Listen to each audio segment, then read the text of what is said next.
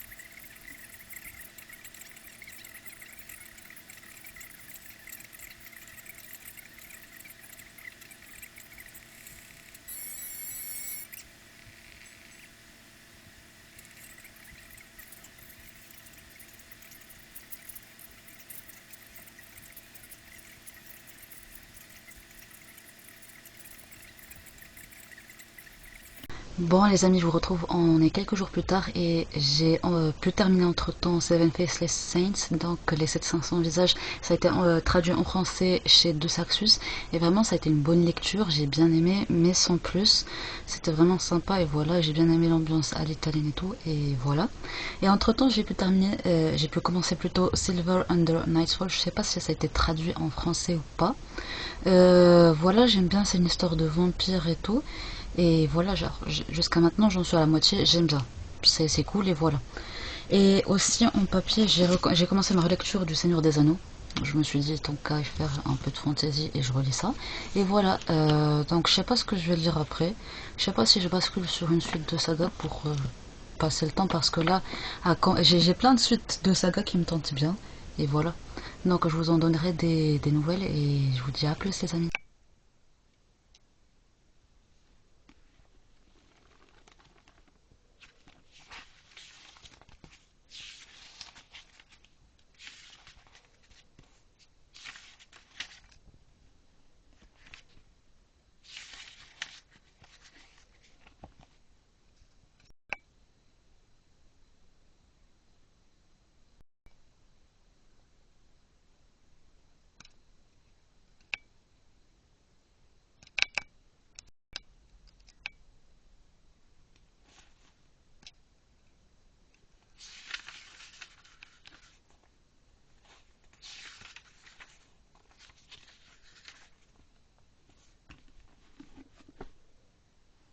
Bon les amis, ça fait un petit moment que je ne vous ai pas fait de Blaze, donc me voilà.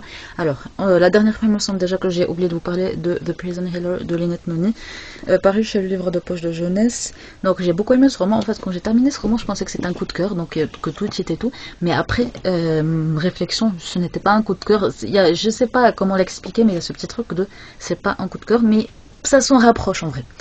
Donc voilà, vraiment c'était une bonne découverte. J'ai déjà les tomes 2 et 3 de la trilogie, donc je vais voir comment je vais faire pour les lire prochainement. Et après ça, j'ai commencé la série de la duologie plutôt, Silver Under Nightfall de Rin Chupeco. J'ai pas trop aimé. En fait, c'est même pas il y a un truc positif à dire, un truc négatif à dire. Non, c'était juste ennuyant, simple. Voilà, j'ai pas trop aimé. Et voilà, genre, comme ça, c'est tout. J'ai pas aimé, voilà. Et j'ai l'impression que ça m'a mis en micro-panne de lecture parce qu'après, j'ai pas vraiment eu envie de lire quoi que ce soit, alors que avant ça, il y avait énormément de livres qui me tentaient. Et vraiment, j'en ai des e-books sur mon téléphone. Vraiment, c'est aberrant. Le nombre que j'en ai, genre vraiment ces derniers jours, j'ai dévalisé tout. J'ai tout dévalisé, voilà. Et vraiment, après, je me suis dit, à un certain moment, juste pour vous dire, j'ai lu La Prof, j'ai lu Guns N' Monsters. Après, j'étais en PLS de lecture, je voulais plus rien lire. Non, mais littéralement, même dans mes livres physiques, là, actuellement, j'ai énormément de livres que je veux lire, mais maintenant, ils me font plus envie. À cause de Silver Under Nightfall. Vraiment, et à un certain moment, j'ai même pris beaucoup d'e-books de Freda McFadden en mode. Si je lis beaucoup de Freda McFadden, parce que je sais qu'avec elle, je pourrais peut-être. Ça pourrait me donner envie encore de redonner envie de lire. Ça n'a me. Genre vraiment, à un certain moment, ça y est. Jusqu'à ce que je me souvienne que je voulais lire un livre qui était dans ma wishlist depuis. C'est pas en premier tome, c'est un one shot. C'est ça le pire. Je suis même pas en train de lire. Alors, je lis en premier tome Les voleurs de fumée que j'aime bien, j'apprécie beaucoup, mais bon, je suis pas à fond dedans. J'ai lu quasiment 200 pages, je crois, et voilà, je lis lentement à ce moment-là, et voilà. Je suis en train de lire Journey to Hidaya. Et aussi, je l'ai complètement oublié celui-là. C'est The Heart of the Sea, Book 1 de la trilogie Tic Tic Tic, il me semble, oui, que j'ai réussi en XP. J'en suis à la moitié. Genre vraiment, un peu plus de la moitié. Et voilà, j'aime bien, mais bon, c'est pas quelque chose. Bref, je suis en train de lire Mainly Journey to Hidaya de Kainat Azhar. Ce livre. J'ai beaucoup aimé ce livre. Alors, juste pour vous dire, j'en suis à 60% du bouquin. Parce que ces derniers temps, même avant Silver Under Nightfall, c'était comme si j'étais genre même ça fait quoi depuis septembre 2024 depuis que j'ai lu ADC Persephone tome 4. Je pense que je vous en ai jamais vraiment parlé, mais c'est le fait que je sois en sorte de panne de lecture parce que si vous avez remarqué depuis ADC Persephone tome 4 il n'y avait pas de coup de cœur, il me semble. J'ai pas de coup de cœur, même si sur un moment je disais coup de cœur, maintenant c'est plus coup de cœur parce que c'est juste ça me paraît fade. Alors il y a bien l'engrange-temps, il y a bien le fracas des envolées et tout. Mais après, c'est pas des coups de cœur. C'est ça le problème. J'aime, mais j'arrive pas à m'attacher. Je trouve que c'est fade, que c'est pas profond. Genre, vraiment. Et même si vous remarquez, en fait, mes chroniques, le peu de chroniques, et je poste plus de chroniques sur Babelio, mais si vous allez voir sur mes chroniques sur Babelio, je sors toujours la même excuse. Toujours le même argument. Il y avait un manque de profondeur, c'était lent, c'était pas quelque chose. Genre vraiment j'ai l'impression que cette série, que cette tétralogie m'a fait quelque chose pour que j'en sois là. Quasiment 2 ans de panne de lecture. Parce que là je suis convaincue que même si je lis énormément, je suis en panne de lecture émotionnelle. Je ne trouve pas un livre qui pourrait me...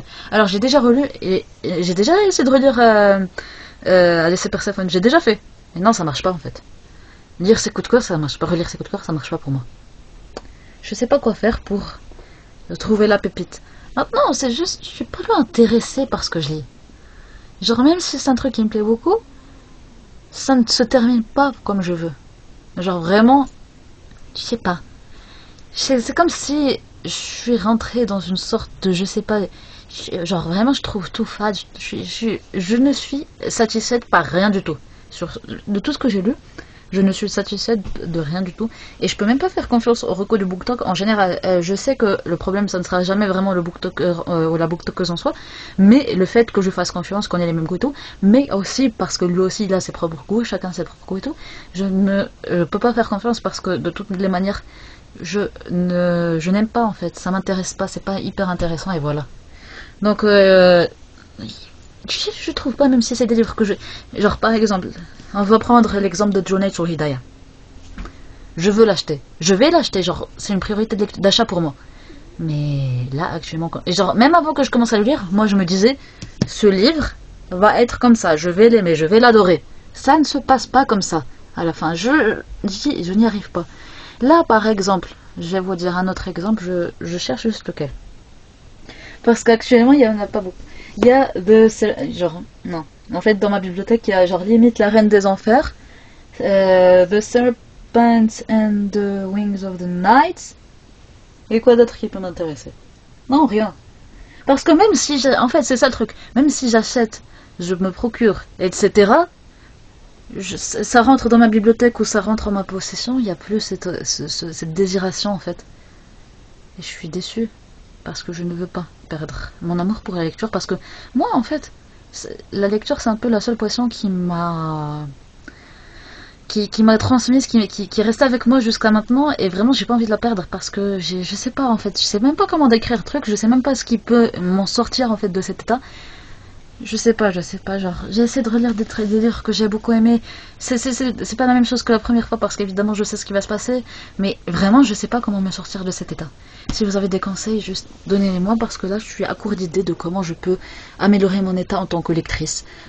Parce que, avant tout, faut savoir que depuis que je suis sur les réseaux, j'ai commencé à avoir cette préférence pour la création de contenu. Vraiment, je me suis découvert cette passion pour créer du contenu. Mais le truc, c'est que ma passion pour les livres, je l'adore en fait. C'est juste ma passion, c'est aussi ma passion. C'est tout autant ma passion que ma passion pour la création de contenu. Et sincèrement, j'ai pas envie de me retrouver à abandonner cette passion qui m'a amené à être sur les réseaux, qui m'a amené à découvrir une autre passion. Et en plus, c'est pas quelque chose que j'ai envie d'abandonner. La lecture, c'est quelque chose qui m'est cher, qui est vraiment. J'ai envie de garder cette passion, j'ai envie de rester là. Parce que les livres, c'est quelque chose.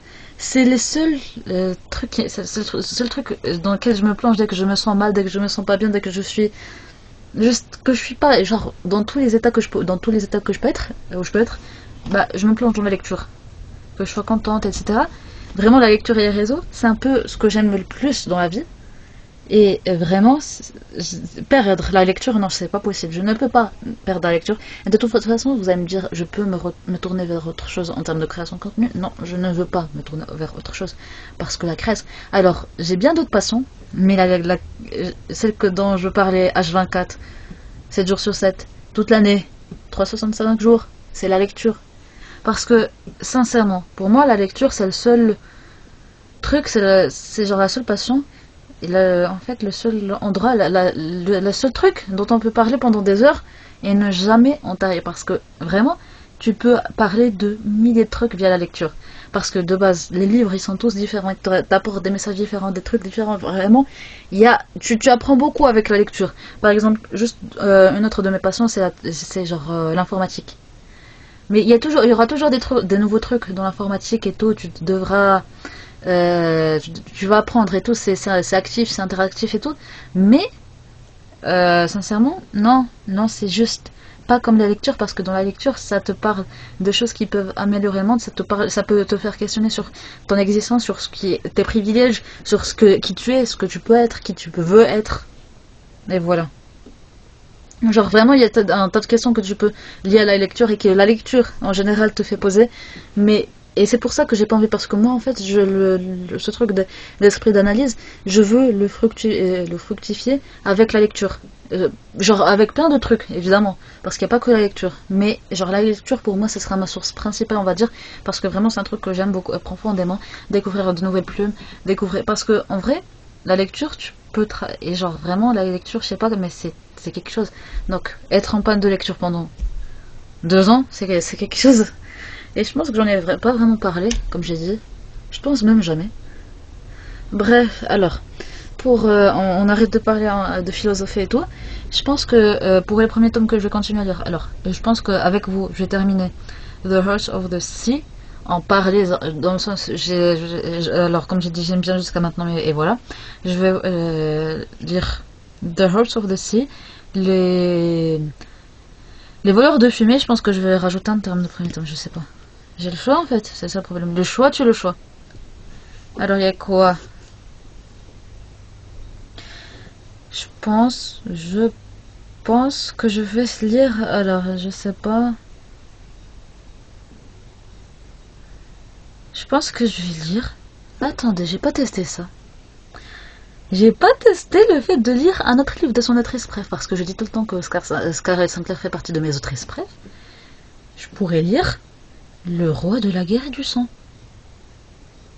Ah ouais. Je crois que j'ai même commencé, j'en suis à 6%. J'ai j'ai même pas... J'avais oublié que j'avais... Bon, on va voir ce que ça va donner, mais de ce que je l'ai pu lire, c'était pas quelque chose. J'espère que ça va pas me décevoir. Je pense que je vais lire celui-là, le roi de la guerre et du sang, et on verra. Et on verra. Donc, je...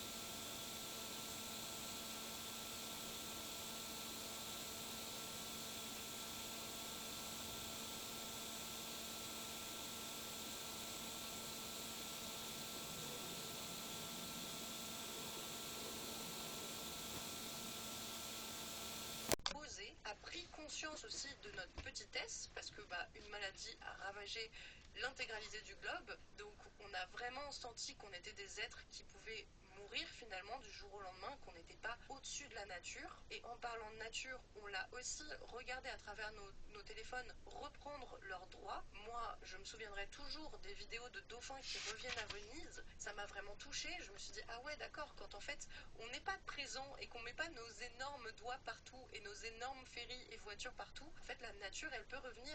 Et ça m'a donné en fait énormément d'espoir. Et en fait ce confinement, certes c'était une période hyper stressante. Moi en plus de ça j'ai travaillé pendant le confinement et après avec des personnes en situation de handicap physique et mental, et j'ai vu à quel point c'était dur, à quel point le soin c'était compliqué, à quel point pour toutes les personnes qui ont travaillé dans le médical c'était épuisant. Enfin bref, je vais pas romantiser la période du confinement, clairement non, mais par contre je dirais que moi ça m'a donné quand même une forme d'espoir, de me dire ok, là on a pris conscience de tout ça, de notre petitesse, de l'importance de la nature, de l'importance de prendre le temps pour soi, pour se reposer, et je me disais vraiment que quand le confinement serait fini, la vie ne serait pas pareille. Et finalement, quand on a ouvert les portes de nos appartements et de nos maisons, tout est reparti comme avant. Et pire que ça s'est accéléré. On a commencé à consommer plus loin, plus violemment, et vraiment, j'ai pris une claque à la fin de ce confinement. C'est là où j'ai paniqué et j'ai réalisé que je ne voulais plus de ce monde-là. Je ne voulais plus, c'était une rupture en moi et je suis vraiment passée de éco-anxieuse à éco-furieuse. J'étais furieuse contre les gens qui repartaient. Bon les amis, je vous retrouve pour le dernier update de ce vlog. Donc déjà premièrement, comme vous avez pu le remarquer, j'ai commencé les voleurs de fumée de Cygreen et entre temps j'ai pu le terminer. Alors déjà, je tiens à dire que j'ai trouvé qu'il y avait vraiment ces vibes à la Game of Thrones, le Seigneur des Anneaux, etc. Et vraiment c'était cool mais sans plus. Il n'y a pas quelque chose de génial ou quoi que ce soit, c'était sympa mais sans plus. Et aussi, deuxième livre que j'ai pu terminer, c'est Le Roi de la guerre et du sang.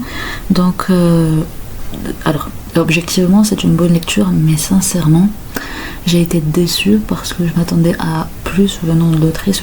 Comme vous le savez, j'avais adoré Hades et Perséphone, donc je m'attendais à ce que ce soit mieux, aussi bien, au moins, ou voire même mieux. Je crois que c'est sorti après. Bon, je sais pas, mais en même temps, ça m'a déçue vis-à-vis de mes attentes en fait.